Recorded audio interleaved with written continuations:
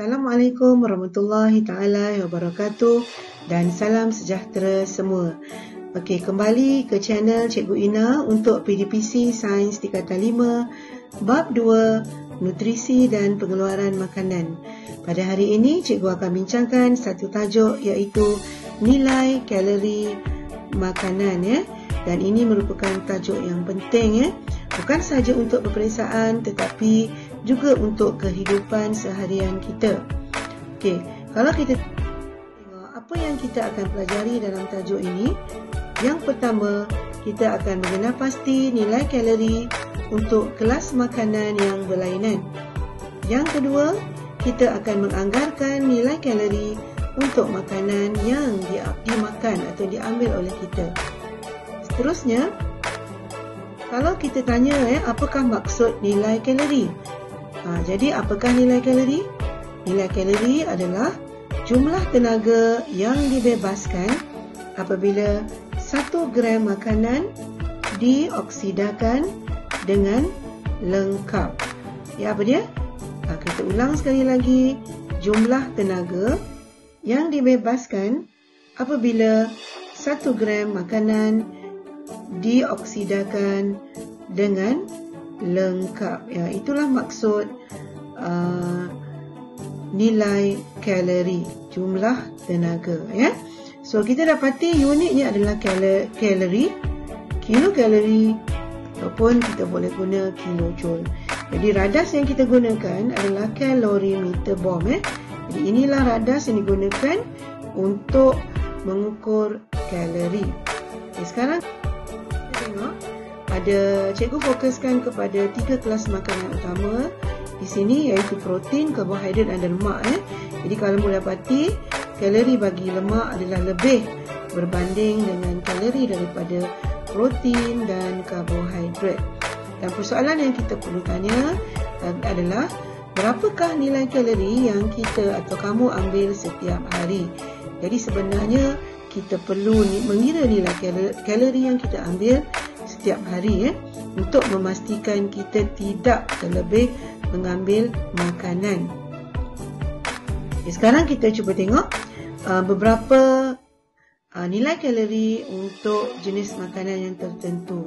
Di sini kita dapati mentega mempunyai nilai kalori yang tinggi ya, iaitu mentega adalah lemak dan manakala buah-buahan, kalau kamu dapati buah-buahan mempunyai nilai kalori yang rendah.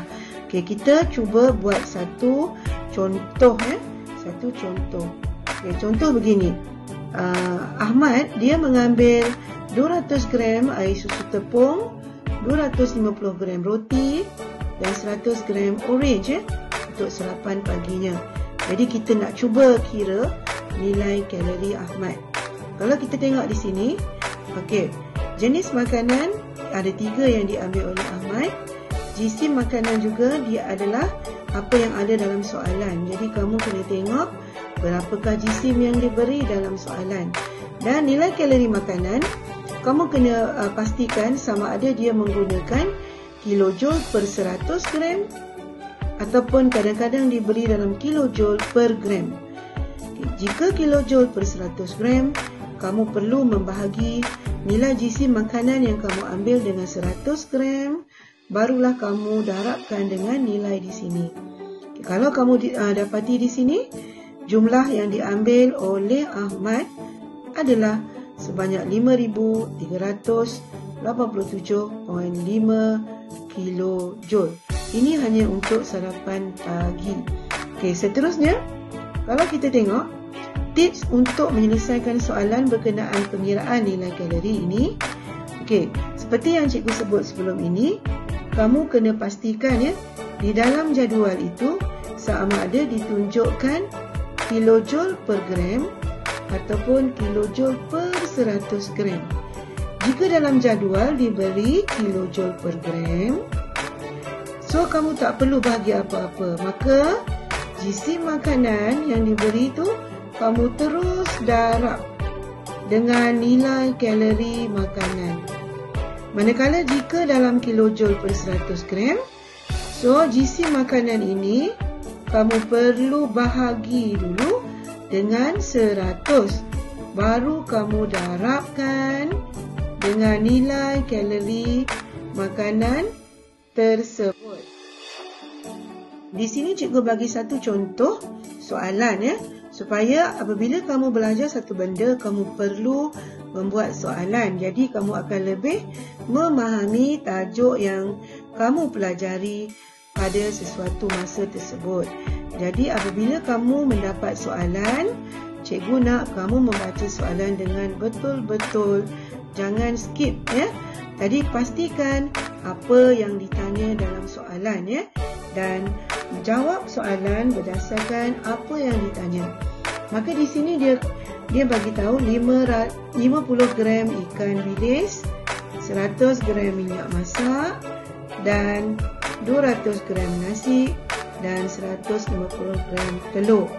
Maka di sini dalam soalan tersebut dia akan bagi nilai kalori pada bahan-bahan yang diberikan dalam soalan ya. Kamu tidak perlu hafal ya. Okey, jadi soalannya berdasarkan jadual 1, berapakah jumlah nilai kalori nasi goreng itu? Jadi apabila kamu mendapat soalan, kamu kena tengok soalan berdasarkan jadual 1. So kamu kena refer kepada jadual 1. So berdasarkan jawapan di A1, apakah pendapat anda tentang diet murid tersebut? Okey, jadi dan seterusnya, nyatakan satu sebab kenapa remaja memerlukan lebih kalori berbanding dengan orang tua. Okey, kita cuba tengok jawapan yang cikgu catatkan di sini. Okey, untuk penyelesaiannya, okey, kamu boleh tengok di sini ikan bilis. Ya, ikan bilis di sini, minyak masak, nasi putih dan juga telur. Dan apabila kamu telah mengira nilai kalori ini, kamu tambah semua ni, kamu campurkan ke semua ini, dan inilah total yang kamu dapati. Dan untuk jawapan bagi soalan B adalah diet murid tersebut tidak seimbang.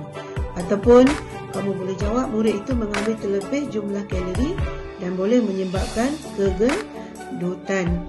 Dan untuk soalan C, remaja adalah lebih aktif, jadi dia perlukan lebih tenaga daripada orang tua.